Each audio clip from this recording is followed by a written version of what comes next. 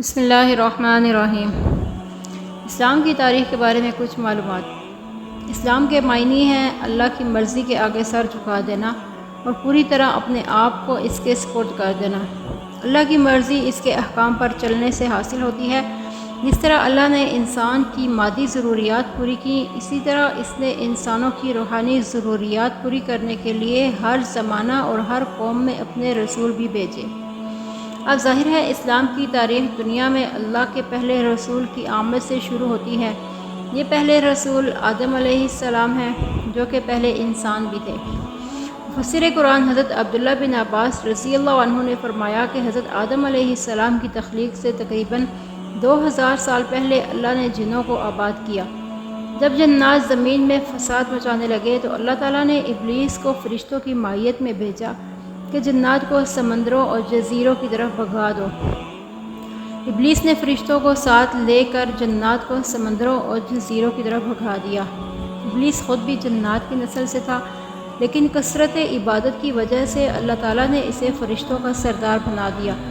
فرشتوں کا سردار بننے کی وجہ سے اس میں غرور اور تکبر پیدا ہو گیا۔ اس نے سمجھا کہ اسے زمین و آسمان میں اتنا بڑا مقام اس لیے ملا ہے کہ میں اللہ کے نزدیک تمام مخلوقات سے افضل ہوں۔ اللہ تعالیٰ کو اس کا غرور اور تکبر پسند نہیں آیا، اور اسی وقت اللہ تعالیٰ نے فرشتوں کے سامنے ایک ایسی مخلوق کو پیدا کرنے کا اظہار فرمایا جو زمین میں اس کی نیابت یعنی قائم مقامی کرے گی۔ فرمان الہی ہے، اے پیغمبر، وہ وقت یاد کرو جب ہم نے فرشتوں سے کہا کہ میں زمین میں اپنا کوئی خلیفہ بنانے والا ہوں۔ فرشتے زمین میں جنات کا فساد اور خون ریزی دیکھ چکے تھے۔ انہوں نے حکمت معلوم کرنے کے لیے کہا، اے اللہ، کیا آپ زمین میں ایسی مخلوق کو اپنا نائب بنانا چاہتے ہیں جو زمین میں فساد پھیلائے گی اور خون ریزی کرے گی، جبکہ ہم آپ کے حمد کے ساتھ تسبیح اور پاکیزگی بیان کرتے ہیں۔ اللہ تعالیٰ نے فرمایا، جو حکمت میں جانتا ہوں وہ تم نہیں جانتے۔ پھر اللہ عز و جل نے اپنی چاہت کو عملی جامہ پہناتے ہوئے آدم علیہ السلام کا پتلا اپنے ہاتھوں سے تیار کیا۔ اللہ تعالیٰ نے آدم علیہ السلام کی شکل و صورت بنانے کے بعد جب تک چاہا انہیں ڈھانچہ کی صورت میں پڑا رہنے دیا۔ ابلیس آدم علیہ السلام کے پاس چکر لگاتا رہتا۔ جب اس نے دیکھا کہ یہ جسم اندر سے کھوکھلا ہے تو اس نے اندازہ کر لیا کہ یہ ایسی مخلوق ہے جو اپنے نفس پر قابو نہ رکھ سکے گی۔ اللہ تعالیٰ نے آدم علیہ السلام کو پوری زمین سے جمع کی گئی مٹھی بھر خاک سے پیدا فرمایا۔ اسی وجہ سے آدم علیہ السلام کی اولاد بھی مختلف رنگوں کے مطابق پیدا ہوتی ہے۔ ان میں سفید، سرخ، سیاہ اور درمیانی رنگوں کے بھی ہیں، اور بد اور نرم مزاج، سخت طبیعت اور درمیانی طبیعت والے ہیں۔ اللہ تعالیٰ نے آدم علیہ السلام کو جمعہ کے دن اپنے ہاتھ سے انسانی صورت میں پیدا فرمایا تاکہ ابلیس اپنی بڑائی کا دعویٰ نہ کر سکے۔ اس کے بعد کچھ مدت تک مٹی کے بنے ہوئے ایک جسم کی صورت میں پڑا رہنے دیا۔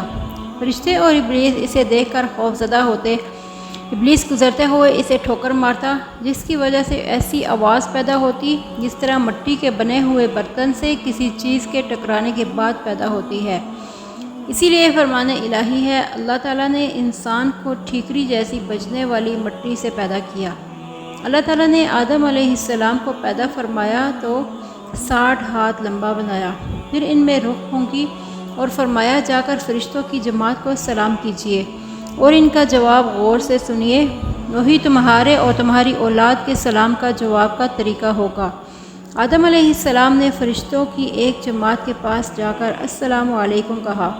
فرشتوں نے جواب دیا، السلام علیکم ورحمۃ اللہ، یعنی ورحمۃ اللہ کا اضافہ کر دیا۔ جنت میں جو بھی داخل ہوگا وہ آدم علیہ السلام کی صورت پر 60 ہاتھ قد کا ہوگا۔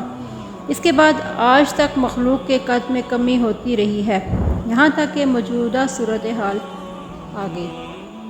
اللہ تعالیٰ نے آدم علیہ السلام کے جسم میں روح پھونکنے سے پہلے ہی فرشتوں کو اس بات کا پابند کر دیا تھا کہ جیسے ہی آدم علیہ السلام کی تخلیق مکمل کر کے اس میں روح ڈال دوں تو تم ان کے سامنے سجدہ میں گر جانا۔ جب اللہ تعالیٰ نے ان میں روح ڈال دی تو فرشتے اللہ کے حکم کی تعمیل کرتے ہوئے فوراً آدم علیہ السلام کے سامنے سجدہ میں گر گئے۔ ابلیس چونکہ کثرت عبادت کی وجہ سے فرشتوں کے ساتھ رہتا تھا، لہٰذا اسے بھی فرشتوں کے ساتھ آدم علیہ السلام کو سجدہ کرنے کا حکم دیا گیا۔ مگر ابلیس آدم علیہ السلام کی عزت و فضیلت دیکھ کر حسد کرنے لگا اور تکبر کرتے ہوئے انہیں سجدہ کرنے سے انکار کر دیا۔ اللہ رب العزت نے اس سے سجدہ نہ کرنے کی وجہ پوچھی تو اس نے جواب دیا کہ میں آدم سے بہتر ہوں کہ مجھے آگ سے پیدا کیا اور اسے مٹی سے پیدا کیا۔ یاد رہے اللہ تعالیٰ نے فرشتوں کو نور سے، جنوں کو آگ کے شعلے سے اور انسان کو مٹی سے پیدا کیا ہے۔ ابلیس نے جب اللہ کی نافرمانی کرتے ہوئے سجدہ سے انکار کیا تو اللہ تعالیٰ نے اس سے اس کا مقام اور مرتبہ چھین کر قیامت تک کے لیے اسے ملعون اور مردود قرار دے کر جنت سے نکل جانے کا حکم دیا۔ جب ابن آدم قرآن پاک میں سجدہ والی آیت پڑھ کر سجدہ کرتے ہیں تو ابلیس ایک طرف ہو کر رونے لگتا ہے کہ ہائے افسوس، ابن آدم کو سجدہ کرنے کا حکم ہوا تو اس نے سجدہ کر لیا، اس لیے اسے جنت ملے گی۔ مجھے سجدہ کرنے کا حکم ہوا تو میں نے انکار کیا، اس لیے مجھے جہنم ملے گی۔